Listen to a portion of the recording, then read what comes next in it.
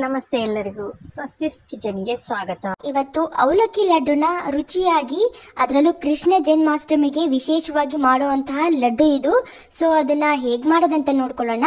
So ಅದಕ್ಕೆ ಬೇಕಾದ ಸಾಮಗ್ರಿಗಳು, ಮೊದಲಿಗೆ ಅವಲಕ್ಕಿನ ಒಂದು ಕಾಟನ್ ಬಟ್ಟೆ ಮೇಲೆ ಹಾಕಿ ಈ ರೀತಿ ಒರೆಸ್ಕೋಬೇಕಾಗತ್ತೆ. ಲಡ್ಡು ಮಾಡ್ತಾ ಇರೋದ್ರಿಂದ ನಾವು ಇದನ್ನ ವಾಶ್ ಮಾಡೋದಕ್ಕಾಗೋದಿಲ್ಲ, ಅದರಿಂದ ಈ ರೀತಿ ಬಟ್ಟೆನಲ್ಲಿ ಈ ರೀತಿ ಒರೆಸ್ಕೊಂಡ್ರೆ ಸ್ವಲ್ಪ ಧೂಳಿನ ಅಂಶ ಎಲ್ಲ ನೀಟಾಗಿ ಹೋಗುತ್ತೆ. ಬೇಕಿದ್ರೆ ನೀವು ಜಡಿನಲ್ಲಿ ಧೂಳನ್ನೆಲ್ಲ ನೀಟಾಗಿ ಕ್ಲೀನ್ ಮಾಡ್ಕೋಬಹುದು. ನಾನಿಲ್ಲಿ ಗಟ್ಟಿ ಅವಲಕ್ಕಿನ ತಗೊಂಡಿದ್ದೀನಿ. ಈ ಕಡೆ ಕಡಾಯಿಗೆ ಮೊದಲು ಒಂದು 4 ಟೇಬಲ್ ಸ್ಪೂನ್ ಅಷ್ಟು ತುಪ್ಪ ಹಾಕಿ ಬಿಸಿ ಮಾಡ್ಕೋಬೇಕಾಗತ್ತೆ. ತುಪ್ಪನ ನಿಮಗೆ ಎಷ್ಟು ಬೇಕೋ ಅಷ್ಟನ್ನ ನೀವು ಯೂಸ್ ಮಾಡ್ಬೋದು, ಇಷ್ಟೇ ಹಾಕೋಬೇಕಂತೇನಿಲ್ಲ. ಈ ರೀತಿ ತುಪ್ಪ ಬಿಸಿ ಆದ ನಂತರ ಒಂದು ಸ್ವಲ್ಪ ದ್ರಾಕ್ಷಿ ಗೋಡಂಬಿ ಹಾಕ್ಕೊಂಡು ಇದನ್ನ ಗೋಲ್ಡನ್ ಕಲರ್ ಬರೋವರೆಗೆ ಫ್ರೈ ಮಾಡ್ಕೋಬೇಕು. ಈ ರೀತಿ ಗೋಲ್ಡನ್ ಕಲರ್ ಬಂದ ನಂತರ ಇದನ್ನ ಒಂದು ಕಪ್ಗೆ ತೆಗೆದಿಟ್ಕೊಳ್ತಿದ್ದೀನಿ. ಇವಾಗ ಅದೇ ತುಪ್ಪಕ್ಕೆ ನಾನಿಲ್ಲಿ 1.5 ಕಪ್ನಷ್ಟು ಗಟ್ಟಿ ಅವಲಕ್ಕಿನ ಹಾಕೊಳ್ತಾ ಇದ್ದೀನಿ. ನೋಡಿ, ಮೆಜರ್ಮೆಂಟ್ ಕರೆಕ್ಟಾಗಿ ತಗೊಳ್ಳಿ. ಈ ತುಪ್ಪದಲ್ಲೇ ನಾವು ಈ ಗಟ್ಟಿ ಅವಲಕ್ಕಿನ ಮೀಡಿಯಂ ಫ್ಲೇಮ್ನಲ್ಲಿ ಇಟ್ಕೊಂಡು ಹುರ್ಕೋಬೇಕು. ತೀರಾ ಹೈ ಫ್ಲೇಮ್ನಲ್ಲಿ ಇಟ್ಕೊಂಡ್ಬಿಟ್ರೆ ಕಪ್ಪಗಾಗ್ಬಿಡುತ್ತೆ. ಇದು ಜಸ್ಟ್ ಗೋಲ್ಡನ್ ಕಲರ್ ಬರಬೇಕು, ಅಷ್ಟು ಬರೋವರೆಗೂ ನಾವು ಹುರ್ಕೊಳ್ಳೋಣ. ನೋಡಿ, ಈ ರೀತಿ ಗೋಲ್ಡನ್ ಕಲರ್ ಬಂದಿದೆ. ಇಷ್ಟ ಆಗ್ತಿದ್ದಾಗೆ ಸ್ಟವ್ ಆಫ್ ಮಾಡಿಬಿಡಿ. ಸ್ಟವ್ ಆಫ್ ಮಾಡಿದ ನಂತರ ಕೂಡ ಈ ರೀತಿ 1-2 ನಿಮಿಷದವರೆಗೆ ಇದೇ ರೀತಿ ಕೈ ಆಡಿಸ್ತಾ ಇರಿ. ಯಾಕಂದರೆ ಅದೇ ಬಿಸಿಗೆ ಅದು ಇನ್ನೂ ಕಪ್ಪಗಾದಂಗೆ ರೋಸ್ಟ್ ಆಗಿಬಿಡತ್ತೆ. ಈ ಕಡೆ ಮತ್ತೊಂದು ಪಾತ್ರೆಗೆ ನಾನು ಯಾವ ಕಪ್ನಲ್ಲಿ ಅವಲಕ್ಕಿ ತೊಗೊಂಡಿರ್ತೀರಲ್ಲ ಅದೇ ಕಪ್ನಲ್ಲಿ 3/4 ಕಪ್ನಷ್ಟು ಬೆಲ್ಲ ತೊಗೊಂಡಿದ್ದೀನಿ.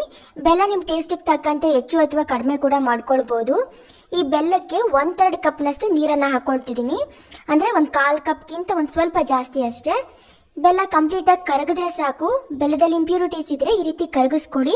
ಚೆನ್ನಾಗಿದ್ರೆ ಡೈರೆಕ್ಟಾಗಿ ನೀವು ಹಾಗೆ ಯೂಸ್ ಮಾಡ್ಬೋದು.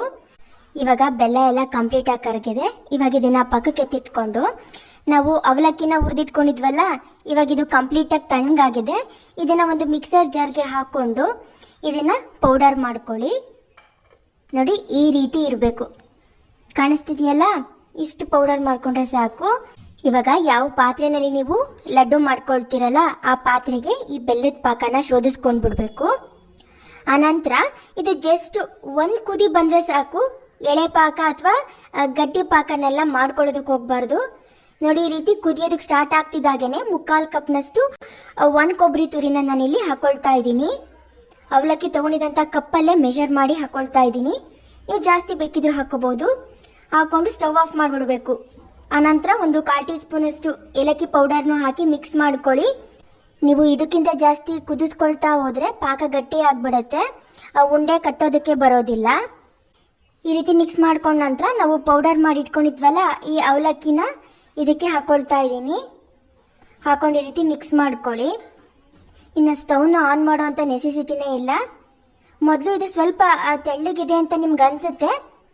ಸ್ವಲ್ಪ ಅದು ತಣ್ಣಗಾದ ನಂತರ ಆರಾಮಾಗಿ ಅದು ಉಂಡೆ ಕಟ್ಟೋ ಹದಕ್ಕೆ ಬರುತ್ತೆ. ಯಾಕಂದರೆ ಅವಲಕ್ಕಿ ನೀರಿನಂಶನ ಜಾಸ್ತಿ ಹೀರ್ಕೊಳ್ಳುತ್ತೆ.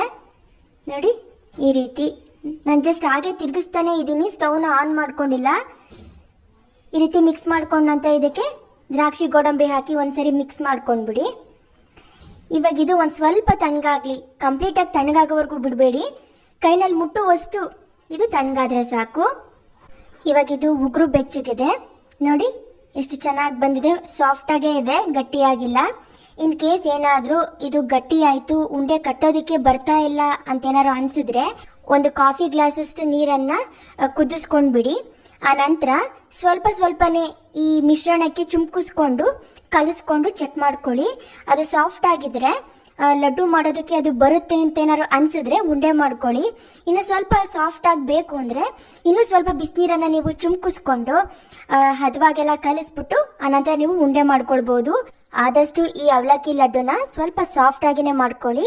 ಯಾಕಂದರೆ ಅವಲಕ್ಕಿ ನೀರಿನಂಶನ ಜಾಸ್ತಿ ಹೀರ್ಕೊಳ್ಳೋದ್ರಿಂದ ನೀವು ಸಾಫ್ಟಾಗಿ ಕಲಿಸ್ಕೊಂಡ್ರೆ ನೆಕ್ಸ್ಟ್ ಡೇ ನೀವು ತಿನ್ನೋದಕ್ಕೂ ಕೂಡ ಹದ ಪರ್ಫೆಕ್ಟ್ ಆಗಿರುತ್ತೆ. ತುಂಬ ಅಂದರೆ ತುಂಬಾ ರುಚಿಯಾಗಿರುತ್ತೆ. ಹೇಗೆ ಬಂತಂತ ಮರೀದೆ ಕಮೆಂಟ್ ಮೂಲಕ ತಿಳಿಸಿ. ಈ ವಿಡಿಯೋ ನಿಮ್ಗೆ ಇಷ್ಟ ಆದರೆ ಲೈಕ್ ಮಾಡಿ, ಹಾಗೆ ನಿಮ್ಮ ಫ್ಯಾಮಿಲಿ ಆ್ಯಂಡ್ ಫ್ರೆಂಡ್ಸ್ ಜೊತೆ ಈ ವಿಡಿಯೋನ ಶೇರ್ ಮಾಡಿ, ಹಾಗೆ ನಮ್ಮ ಚಾನಲ್ಗೆ ಸಬ್ಸ್ಕ್ರೈಬ್ ಮಾಡಿ. Thank you so much for watching.